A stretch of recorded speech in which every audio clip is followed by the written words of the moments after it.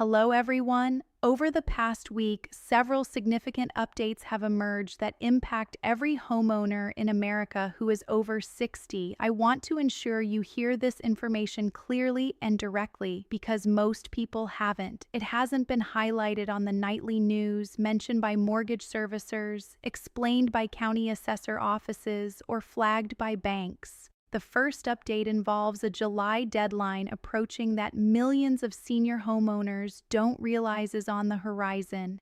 The second concerns a change in property tax assessment practices that is quietly expanding across multiple states and could leave you owing thousands more than you anticipated. The third relates to stricter enforcement of reverse mortgage rules beginning this summer, catching many longtime homeowners by surprise. And the fourth is actually positive news that could benefit you, but only if you know about it and take action before the opportunity closes. Today, I'm going to walk through each of these developments in clear, straightforward terms, explain how they may affect your individual circumstances, and outline exactly what steps you should consider taking. Before we begin, subscribe now and turn on notifications. What I'm sharing is unfolding this week, and this is information you need before July gets here, not afterward. Go ahead and subscribe, and let's dive in. We'll begin with the most urgent issue because this one involves a timeline that is already counting down, and most senior homeowners have no idea it's happening. Starting in July, several states are putting into place updated property tax reassessment schedules that will impact homeowners who have lived in their homes for 10 years or longer. This is not speculation. These policy revisions were passed into law in various states during 2024 and 2025 and are scheduled to take effect in the third quarter of 2026. The states adopting these accelerated reassessment cycles include some of the most popular retirement destinations in the country, and the financial consequences for households on fixed incomes can be severe. Under previous reassessment timelines in many of these states, someone who bought a home 15 or 20 years ago might have seen their property reassessed only every 5 or 6 years, or in some places, only when the home changed ownership. As a result, the assessed value used to calculate property taxes was often far below current market value. That lower taxable value created a cushion that helped shield longtime homeowners, especially retirees living on fixed incomes, from the full impact of rising real estate prices. Beginning this July, that cushion shrinks. County assessors will now be required to update taxable values more frequently so they reflect current market conditions. In a housing market where values have risen between 35% and 60% in many metropolitan areas over the past 5 years, this is not a minor paperwork adjustment. It could mean a dramatic jump in annual property taxes, arriving by mail in the third quarter of 2026 for millions of homeowners who don't see it coming. Let's break that down with a practical example. Imagine you bought your home in 2008 for $180,000. Today, comparable homes in your neighborhood suggest it's worth $420,000. If your county had been assessing your property at $210,000 under the old schedule and your effective tax rate is 1.2%, your yearly property tax bill would have been about $2,520.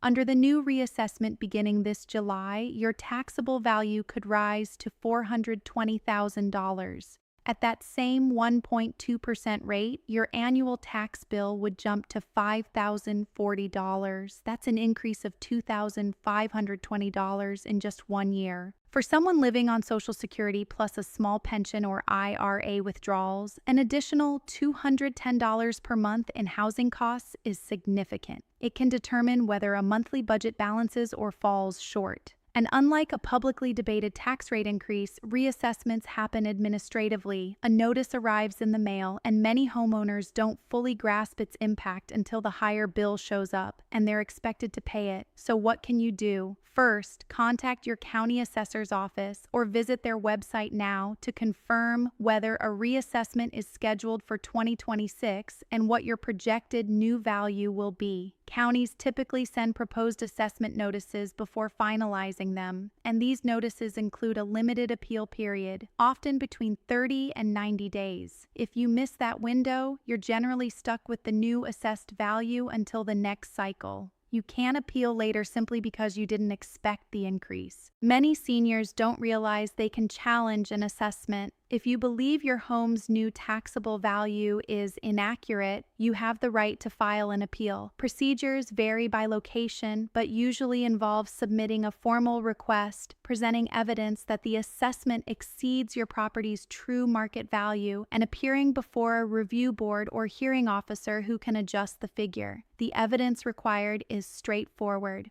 Look for recent sale prices of similar homes in your immediate area, properties comparable in size, age, and condition that sold within the last 6 to 12 months for less than your new assessed value.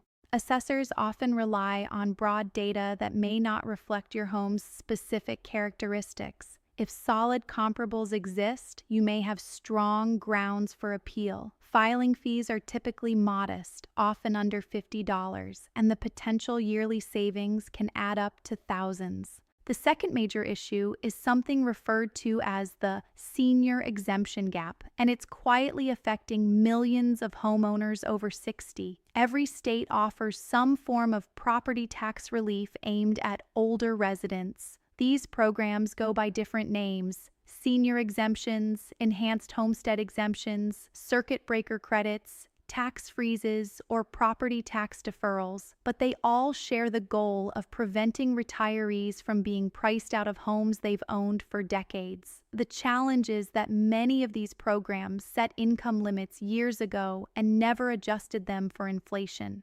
For example, a program created in 2009 to help homeowners earning under $35,000 may still use that same threshold today, despite annual Social Security cost of living increases. As a result, many seniors who once qualified no longer do, not because their financial condition meaningfully improved, but because inflation pushed their nominal income slightly above an outdated limit. At the same time, the new reassessments taking effect this July are raising tax burdens, just as these safety net programs fail to keep pace. This widening gap isn't dramatic enough to dominate headlines, but it steadily erodes financial stability for older homeowners nationwide. What should you do? Even if you were denied a senior exemption in the past due to income limits, check again.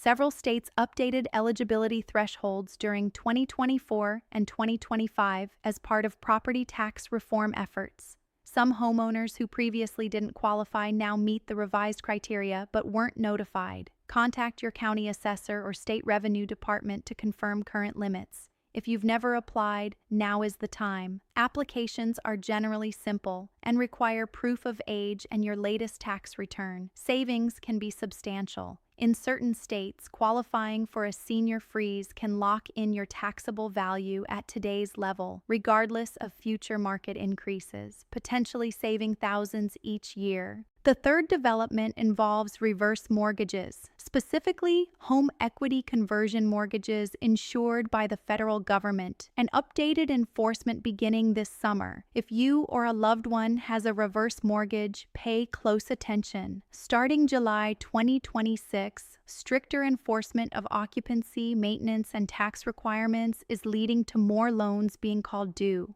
Reverse mortgages require that the borrower occupy the home as their primary residence and certify that occupancy annually. Beginning this July, servicers must conduct more thorough verification, including third-party or in-person checks, if documentation is unclear. One common trigger is extended medical absence. If a borrower remains in a nursing home, rehabilitation center, or hospital for 12 consecutive months, HUD may determine the property is no longer their primary residence, and the loan can become due. While this rule isn't new, enforcement is becoming more consistent. Families who assumed a temporary stay wouldn't affect the loan are discovering otherwise. Deferred maintenance is another issue. Borrowers must keep the property in good repair. Under new protocols, inspections identifying serious neglect can lead to required repairs within a set time frame or risk loan acceleration. For homeowners on tight budgets, this can be difficult. Property tax or insurance delinquency is also critical. Borrowers must remain current on both. Beginning this July, servicers are required to monitor compliance more closely and initiate default procedures more quickly when payments lapse. If you have a reverse mortgage, review your loan documents now. Confirm you're meeting occupancy, maintenance, tax, and insurance requirements. If a family member is in extended medical care, contact the servicer proactively to understand available hardship extensions. If you're behind on property taxes, explore local deferral programs immediately. Acting early is essential. Now for the fourth update and opportunity. Beginning in July 2026, several states are launching or expanding property tax deferral programs for seniors. Unlike exemptions, deferrals don't reduce what you owe. Instead, they allow you to postpone paying reassessment-driven increases until you sell or transfer the home, at which time the deferred amount plus interest is paid from sale proceeds. For seniors planning to remain in their homes, this can ease immediate cash flow pressure and make staying financially manageable. Application deadlines in some states fall in July and August, meaning the window is open now but closing soon. Eligibility rules vary, so contact your county assessor to learn what applies in your area. Finally, understand how these issues can overlap. Rising reassessments, insurance premium spikes, reverse mortgage compliance, and outdated exemptions can converge at once. Insurance costs in states like Florida, California, Louisiana, Texas, Colorado, and the Carolinas have risen sharply, sometimes 30% to 60% or more year over year. An insurance lapse on a reverse mortgage property can trigger default just like unpaid taxes. Review your policy before renewal. If facing non-renewal or major increases, contact your state's Department of Insurance about last resort or state-backed options. To summarize, check reassessment schedules, understand appeal rights, revisit senior exemption eligibility, review reverse mortgage compliance, explore deferral programs, and confirm insurance coverage. Each challenge discussed today has a corresponding action you can take. Some even offer opportunities to reduce costs if you act before deadlines pass. Systems rarely notify you that you're overpaying. That responsibility often falls on you. Share this with someone who needs it.